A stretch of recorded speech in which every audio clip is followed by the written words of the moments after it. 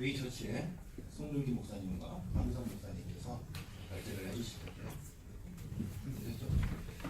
나오실 동안 박수, 환영해 주세요.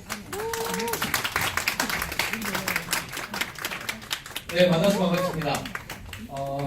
이 자리에 초대 될 만한 사람인지 앞에 발제하시는 분들 들으면서 많은 의구심이 생겼습니다. 개인적으로요. 대안, 어떤 새로운 방법 없습니다. 저에게.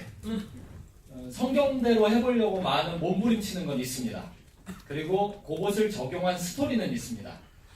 이곳에 아마 초대받은 이유가 제가 갖고 있는 것이 시대적인 대안이거나 해법이라서는 아닌 것 같고요. 성경대로 하려고 몸부림치다 보니까 만들어진 그 스토리, 그거 나누라고 불러주셨다라는 생각이 와보니까 더 확실히 듭니다. 웨이처치 예배에 대해서 이야기를 하려면 먼저 웨이처치 예배론 배경에 있는 교회론을 잠시 다뤄야 될 것 같아서요. 제가 웨이처치 홍대를 담임하고 계시는 박유성 목사님 앞으로 모셔서 웨이처치 교회론의 간략한 설명 부탁드리도록 하겠습니다. 박수로 모시겠습니다. 네, 안녕하세요. 네, 홍대 웨이처치 담임하고 있는 박의성 목사입니다. 반갑습니다. 네, 저희 웨이처치가 지금 지난 한 7년 정도 진행되면서 9개 지역의 교회들이 생겨나고 지금도 진행되고 있습니다. 근데 그 모두 다 9개의 교회가 한 가지의 간단한 같은 원리로 진행했고 개척하였고 지금도 진행하고 있어요. 그 이야기를 좀 들려드리도록 하겠습니다. 잘 보시네요. 네. 저희가 모두 예수님을 사랑하는 사람들이 모인 곳을 교회라고 하잖아요. 그렇죠? 그래서 저희는 모두 예수님의 제자다라고 이야기하고 있고 서로를 점검해 주고 있습니다. 그래서 우리는 모두 다 기도와 말씀의 삶을 서로 권하고 있고 꼭 해야 하는 것으로 여기고 있어요. 그래서 만날 때마다 송세 오늘 기도하셨어요? 네. 말씀 보셨어요? 이렇게 점검해주고 안 하면 손가락질도 하고 그러고 있어요. 모든 교회 목사님들이 마찬가지고 성도님들과도 마찬가지죠. 그렇게 제자의 삶을 살면서 마태복음 10장 11절의 말씀을 근거해서 예수님이 복음을 전할 때 합당한 자를 찾아라 라고 했던 것을 우리가 차용하여서요. 이 제자의 삶 가운데 합당한 자를 찾기를 권하고 있습니다. 그렇게 삶의 바운더링 안에서 합당한 자를 찾아내면 일주일에 많은 시간을 그들과 함께 보내는 거죠. 밥을 먹을 수도 있고 영화를 볼 수도 있고 쇼핑을 할 수도 있고 그렇게 많이 만나서 결국 그 합당한 자와 제자와의 관계를 이루게 되고요. 그 관계 가운데요. 그것에 그치는 것이 아니라요. 똑같이 요구하는 거예요. 무엇을 요구하냐면 너도 제자의 삶을 살아야 돼. 너도 합당한 자를 찾아야 돼. 너도 찾았으면 내가 너에게 했던 것처럼 너도 그 사람에게 해야 돼. 라고 이야기해주고 권해주는 거죠. 이 사람을 계속 이 일들이 진행될 수 있도록 디모데후서 2장 2절을 근거하여서 4세대까지 제자화하는 상황을 저희 교회에서는 요구하고 있습니다. 사실 이 4세대는 지속성을 갖기 위해서 이 일이 멈춰지지 않고 계속 다음 흘러서 복음이 전해질 수 있도록 권하고 있는 거죠. 그렇게 4세대 제자화가 일어나면 형태가 달라지고 타겟이 달라집니다. 그래서 그 전했던 1세대가 그 그룹핑을 해주고 떠나게 되는 것이죠.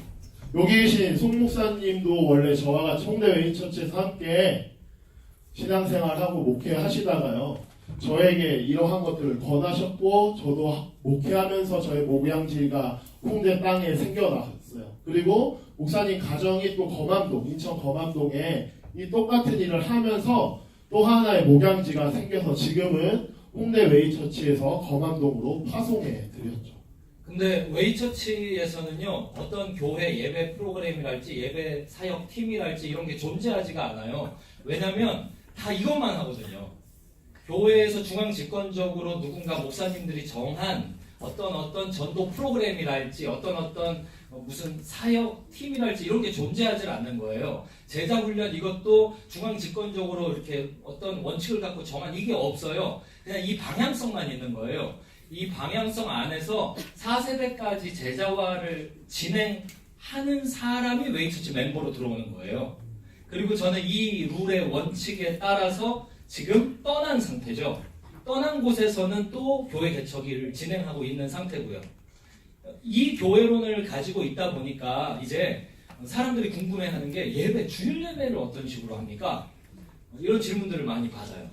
주일 예배, 그걸 보면요, 이것도 긴 이야기를 짧게 하려면은 이 그림 2장을 보여드리면 될 것 같아요.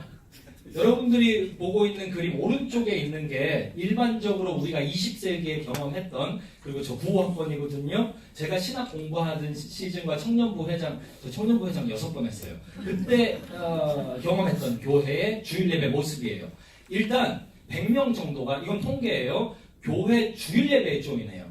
그러면 그 안에서 50명 정도가 소그룹에 조인하고 그 중에서 10명 정도가 이제 제자훈련이든 사역반이든 뭔가 해서 교회의 또 다른 리더십에 등극하게 됩니다. 그런 사람들 중에 찬양팀도 있는 거예요. 근데 이게 웨이처치의 주일 예배 모습이 아니에요. 왼쪽에 있는 그림이 웨이처치 주일 예배의 모습이더라고요. 최대한 설명하려고 애를 쓰다 보니까 말이 길어져서 몇 년 설명하다 보니까 이렇게 그림을 그리게 됐어요. 일단 삶의 현장에서 굉장히 레트로하게 사람들이 서로 인간관계, 직접적인 관계 안에서 제자화를 하고 있어요. 그게 먼저 진행이 되어야 돼요. 그런 사람들 중에서 누군가가 주일 예배에 조인할 수도 있고 안 할 수도 있는 거예요. 거기에 대한 자세한 예를 들어야 또 이해가 갈 것 같아서요. 어쨌든 주일 예배는 오히려 4세대까지 제자화를 진행하는 사람들이 오랫동안 함께 시간을 보내다 보니까 서로 알게 돼서 주일 예배 장소까지 오게 되는 케이스예요. 인터넷에서 웨이처치 주일 예배 어디서 드리는지 찾아보세요. 알 수 있나? 그거는 저희들끼리만 아는 거예요. 홈페이지도 일부러 안 만드는 거예요. 주일 예배 이런 이게 원칙으로 설명한 건데 예를 하나만 우리 좀 들려주시면 더 이해가 갈 것 같아요.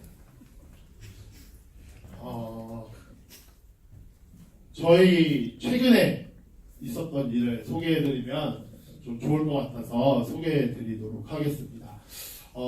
알코올 중독에 빠진 여자 가수가 있었어요.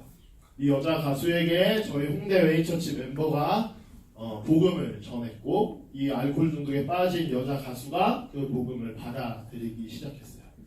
그래서 이 여자 가수가요, 점점점 삶이 바뀌기 시작했어요.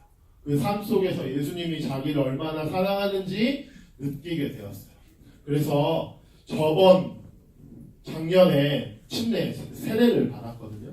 그러면서 그 세례를 받는 과정에 저와 매일 만나서 예수님 이야기를 했고, 매일 만나서 그 여자 가수의 삶을 들여다보기 시작하고 나눠지면서 자연스럽게 아까 설명했던 합당한 자의 관계가 형성되게 되었어요.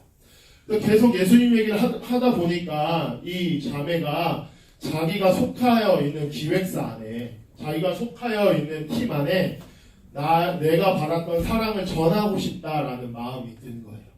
그래서 그 일을 같이 하자고 이야기했어요. 누군지 이름 좀 알려달라고 했어요. 그랬더니 이름을 한 15명 정도를 쭉 적어주더라고요. 그래서 저랑 같이 매일 이 사람들에게 예수님이 전해지고 믿게 해달라고 기도하자라고 권했고, 매일매일 함께 기도해 나갔어요. 그러던 과정 가운데요, 그 연습실 있잖아요. 그 가수들 모이는 연습실 옆에 있는 카페에 그 가수를 만나러 갔어요. 늘상 있던 일이죠. 가서 커피를 마시는데 갑자기 저를 보고 싶어하는 사람이 있다고 와도 되냐고 물어보더라고요. 당연히 좋다고 했죠. 그 사람은 누구였냐면 그 회사 대표였어요. 회사 대표. 그 대표가 자기도 예수님 얘기 듣고 싶다, 자기도 누군가 나에게 예수님 얘기 해줬으면 좋겠다 라는 말을 하길래 예수님 이야기를 해주었고, 그 예수님 이야기를 해주었더니 우리 연습실에서 예배 한번 드려주면 안 되겠냐라고 제안을 하더라고요. 그래서 이런 걸 만들어봤어요. 삼바 기도회. 뭐 다른 건 없고요. 그 팀이 삼바하는 팀이었어요. 네. 그래서 쌈바 기도회라고 했고 그 후에 삶이 바뀌는 쌈바 기도회 이렇게 이름을 명명해서 우리 홍대 메인처치 멤버들에게 우리 가서 같이 이 자매가 여기에 복음을 뿌리고 싶어 하니까 이것을 위해서 기도하자. 그리고 너희들 삶의 문제도 들고 와서 우리 하나님한테 맡겨드리자라고 이야기하고 이 기도회를 진행했어요. 저의 마음속에는 사실 어떠한 기대도 없었어요. 그냥 홍대 웨이처치가 기도회 하는 자리겠구나 라고 생각하고 당일날 시간이 돼서 갔어요. 근데 모르는 얼굴들이 이렇게 앉아있는 거예요. 그래서 자기소개합시다 라고 하고 자기소개를 했는데 이름을 말하는데 그 이름을 제가 다 알겠는 거예요. 그러니까 같이 기도했던 사람들이 그 자리에 앉아 있었던 거죠. 그 사람들은 당연히 예수님을 몰랐던 사람들이었어요. 그냥 최근에 있었던 게 너무나 신기해서 소개해 드리는 거예요. 그러면서 저는 그 친구들과 계속 지금도 관계하고 있고 여자 가수분에게 너가 그들에게 가서 복음을 전하라고 얘기하고 있고 이 쌈바 기도회가 첫 번째, 두 번째, 세 번째 지금 계속 이어져 가고 있어요. 그리고 그 안에서 예수님을 받아들인 사람들이 어제도 저희 주일 예배 와서 함께 예배드리고 함께 식사하고 갔었어요. 다른 얘기도 한번 목사님께서 들려주시겠어요? 네, 저는 이야기를 예멘으로 가지고 가볼게요. 예멘의 한 가정이 선교를 하기 위해서 평신도 선교사 사역자로요, 메카닉, 자동차 정비 이거를 배워서 이사를 갔습니다. 후원을 얻어내가지고요. 그래서 자동차 정비를 하면서 4년 사역한 결과 그 지역에 사는 어머님 10사람을 전도했어요. 그래서 예멘 현지에 있는 10명의 어머님 중에 한 분, 가장 신앙이 뜨겁고 가장 복음을 열정적으로 전하는 한 분을 세워서요, 그 다른 9명의 영혼을 돌보게끔 맡겼죠. 근데 이게 잘 되는 거예요. 하나님이 역사하셔서. 그래서 예멘 지역에서 이 두 분은 다시 빠져나오시고 그 지역에서 그 10분의 어머님들이 또 다른 30명의 어머님들 제자화해서 모임을 집집마다 하고 있습니다. 여러분들의 눈빛을 보면 막 뭉클해요 지금. 여기서 이야기를 조금 진전시켜 볼게요. 똑같은 일을 인천 서구 거만동에서 지금 어머님들이 하고 있다면 똑같이 감동받을 수 있을 것 같습니까? 이게 실제 있었던 일인데요. 4년 전에 제 아내가요, 인천 서구 거만동에서 어머님 두 분을 2년 동안을 전도했어요. 저랑 같이 2년 동안 기도했어요. 그 2명의 엄마를 위해서요. 그리고 그 자녀들은요, 처음 만났을 때 벌써 예수님을 영접했고 2년 동안 계속 전도한 결과 이 2명의 어머님이 제자화를 시작했어요. 성경 공부를 같이 하기 시작했어요. 그래서 저희 집에서 모인 지 1년 만에 3년 차죠. 이 두 분의 어머님들이 또 다른 어머님 자그마치 5분을 전도하고 제자화하기 시작했어요. 그 시점에서 2명의 어머님이 세례를 받으셨고 그것을 지켜보던 또 다른 어머님들이 몇 달 안에 같이 세례를 받으셨어요. 다 같이 캠핑장에 갔죠. 저는 그 아빠들의 표정을 잊을 수가 없어요. 다 100% 안티크리스찬들이었어요. 근데 이분들이 목사님이라는 존재를 가까이에서 본 게 그 캠핑 현장에서 처음이었어요. 세례를 받으러 내려가는데 종교는 자유다. 너는 네 믿을 대로 가라. 나는 내 믿을 대로 갈게 하면서 캠핑장 예배에서 아빠들은 빠져나가서 담배 피고 술 먹고 그리고 엄마들은 예배 드리고 세례 받으려 내려가는데요. 저는 장로교 목사예요. 참고로 이렇게 침례를 드리면 안 되지만 그래도 본인이 원할 경우엔 드립니다. 본인 두 분이 원하는 침례를 드리기 위해서 캠핑장 시내가로 내려갔거든요. 아빠들이 맥주잔 집어 던지고 뛰어왔어요. 내 아내가 빠져 죽는다고. 그래서 예수 안 믿는 아빠들이 같이 침례 현장에서 제가 거기서 말씀 선포하고 기도해주고 이거를 다 같이 했어요. 그리고 이제 다 같이 그때가 8월 중순이었어요. 이 엄마들이 돌아왔고 그게 얼마나 하나님이 은혜를 많이 주셨는지 그때부터 연말까지 해서 동네가 복음화가 미친듯이 되기 시작했어요. 그래가지고 저희 집에 3군데서 모이는데 저희 집에 하루는 신발을 찍은 거예요. 이게. 그런데 문제가 그때 시작됐어요. 이게 2년 전이거든요. 어떻게 시작됐냐? 이 아이들이 주일 예배를 안 가니까 엄마들 30 가정 중에요. 몇 가정이 지역교회로 아이들을 주일학교를 보낸 거예요. 근데 이 아이들은 월요일부터 토요일까지 매일 성경 공부하거든요. 그리고 매일 기도하거든요. 이 아이들이 주일학교를 교회를 처음 가본 거예요. 처음 가서 주일학교에 앉아있는데 교회 전도사님이 볼 때 딱 2단이에요. 너무 성경을 잘 알아 애들이. 너무 기도를 울면서 해. 아니 우리 교회 애들은 안 그런데 처음 우리 교회에 몇 명이 같이 와가지고 울며 기도를 하지 않나. 초등학교 1, 2학년 애들이.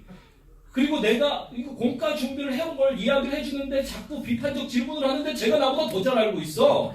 창세기부터 계시록까지 저희는 매일 반복하거든요. 아니 다시 얘기할게요. 창세기부터 계시록까지를요 나눠서 계속 매일매일 모두가 하거든요. 이 어린이들이 너무 성경을 잘 아니까 이게 교회에서 선생님에게서 전도사님으로, 전도사님에게서 부목사님으로, 부목사님 목사님으로 이게 다 알려진 거예요. 그럼 교회가 인천 고만동 지역에 많아진 거예요.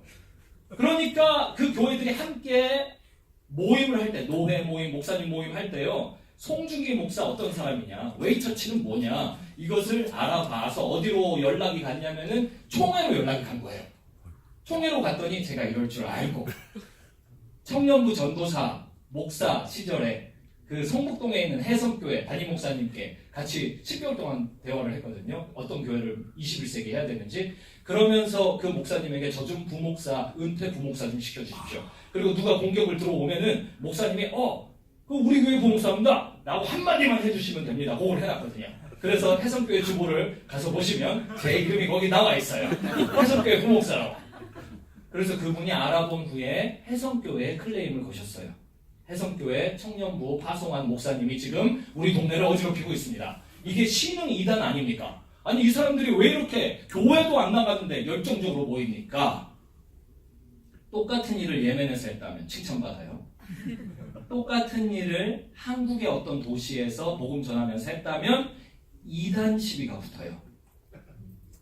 자, 이제 주일 예배 이야기예요. 주일 예배 이야기. 우리는 주일 예배를 왜 하는 겁니까?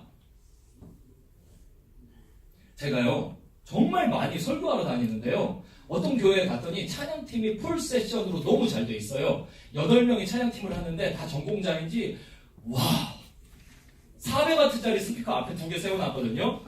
와 저거 누가 저 시스템 만진 거지? 소리 균형이 정확하게 맞고요. 그 공간을 확 채우는데요. 그렇게 은혜스러울 수가 없었어요. 그 자리 청중이 5명 있었어요. 400W짜리 스피커 2대 8명의 풀세션. 그리고 나서 설교하는 강사 소개를 거창하게 저의 고등학교부터 어떻게 해가지고 다 소개를 하셨어요. 이력을. 그리고 박수를 5명에게 받으면서 제가 등장해서 400W짜리 2개 마이크 잡았어요. 여기 5명이 앉아있는데요. 누구를 위한 400W짜리 스피커 2대입니까? 이 풀세션 밴드가 누구를 위한 밴드입니까? 그게 그 목사님 위한 밴드예요. 그게 그 찬양팀 전공자들을 위한 밴드예요. 우리는 지금 이한류에 휩싸여 있어요. 들어오는 물과 나가는 물이 한 자리에 엉켜가지고요. 들어가지도 나가지도 못한 채 과거와 미래가 함께 맞물려 있습니다. 지금 시대가 딱 그래요. 이 속에서 우리는 뭘 하고 있습니까? 무엇을 위한 겁니까? 누구를 위한 겁니까? 제가 그림 하나 보여드릴게요. 이거 뭐에 쓰는 물건인지 아세요? 써본 사람은 알아요. 안 써본 사람은 몰라요. 저는 이거 써봤어요. 어렸을 때. 할머니가 이걸 부뚜막에 올려놨다가 제가 배가 아프다 그러면 가져다가 문질러줬던 의료도구예요. 옛날에는 약국 병원이 가까이 없었으니까. 써본 사람은 알아요. 안 써본 사람은 몰라요. 또 이거 뭐에 쓰는 건지 알아요? 써본 사람은 알아요. 안 써본 사람은 몰라요. 이게 필요 없어서가 아니라 경험이 문제예요. 준비야! 닭장! 병아리들 꺼내놔라! 할머니가 새벽 4시 반에 얘기하면 제가 눈 비비면서 일어나서 여기다 물을 딱 담아놔요. 그러면 하루 종일 병아리들이 물을 떠먹는 물통이에요. 써본 사람은 알아요. 안 써본 사람은 몰라요. 이건 알아요? 써본 사람은 알아요. 안 써본 사람은 몰라요. 제 딸은 몰라요? 제 딸 몰라요. 이거 한 번도 안 봤어요? 이건 알아요? 시장. 똑같은 거리 45년 뒤. 그때 살아본 사람은 알아요. 안 살아본 사람은 몰라요. 한스 퀼이라는 신학자는 이런 이야기를 했어요. 교회는 말이에요. 성경의 그 본질을 역사적인 다양한 형태 속에서 녹여냄으로써 교회론이 규정된다고 이야기를 했어요. 사실 이게 지금 마침 사랑의 교회 맞죠? 오카는 목사님이 평신도를 깨운다라는 책에서 인용해갖고 유명해진 책이고 구절이죠. 한국 교회의 말이에요. 성경도 이렇게 이야기를 해요. 사도 바울이 왜 복음을 전하는가? 왜 내가 다양한 형태의 옷을 갈아입는가? 그게요. 네, 다음이요. 몇 사람이라도 구원하고자 하는 거예요. 나한테 익숙한 방법이 있어요. 그게 내가 복음을 전하는 대상에게도 익숙할까요? 만약 나에게 익숙한 방법이 내가 복음을 전하는 대상, 예배를 함께 드리는 대상에게 전혀 어색한 것이라면 그러면 뭘 바꿔야 될까요? 방금 송 목사님께서 말씀해 주신 것처럼요. 새로운 방법을 쓰면 과거의 사람에게 문제가 돼요. 제 이런 적이 있었어요. 주일날 모여서 예배하는데 제가 홍대 웨이처치 담임 목사니까요. 설교를 당연히 할 거 아니에요. 그때 복장은 지금과 똑같아요. 어제도 성찬했는데 똑같이 색깔만 바꿔서 똑같이 입고 성찬했는데요. 똑같아요. 그래서 설교를 막 합니다. 모두가 아멘하고 모두가 은혜 받는 현장을 저는 너무나 감사하게 생각하고 있어요. 근데 하루는 말이에요. 예배가 딱 끝나고 교제하는 상황이었는데요. 저희 교회 새로 오신 분이었던 것 같아요. 저한테 이렇게 물어보더라고요. 설교 정말 은혜 받았어요. 그런데 이 교회 담임 목사는 어디 계세요? 저희가 질문을 했어요. 이렇게 우리가 미래의 사람을 염두해서 미래의 방법을 쓰면 과거의 사람이 문제가 되고요. 과거의 사람을 무시하고 과거의 방법을 쓰면 미래의 사람에게 문제가 돼요. 그럼 우리가 지금 이 이한류에 휩싸여있는 이 시대에 살고 있고 지금 이 상황에서 예배 사역을 고민하고 있는데 그럼 우리는 어떻게 해야 할까요? 이 한 장의 사진이 우리의 방향성을 잘 설명해 주고 있는 것 같아요. 이것이 재미로 그린 그림이 아니라 1899년에 미국 미시건주의 스미스라는 발명가가 만든 자동차예요. 당시에는 마차밖에 없었거든요. 그런데 자동차가 이렇게 개발된 거예요. 그러니까 첫 번째로 소비자들에게 이것을 설명하기 위해서 앞에 말대가리를 붙여놓은 거죠. 그리고 또 그 당시에 많은 마차들이 오가고 있을 때 말이 없는 무언가가 지나갈 때 말들이 놀라서 사고 날까봐 그걸 방지하기 위해서 이 말머리를 달아놨던 거예요. 이 말머리는 과거와 미래를 연결하는 하나의 도구로 작용했던 거죠. 그럼 여러분들께 질문하겠습니다. 여러분들이 지금 이 시대에 살아가는 모두 예배 사역자들인데요. 여러분들의 말머리는 과연 무엇입니까? 이상입니다. 감사합니다.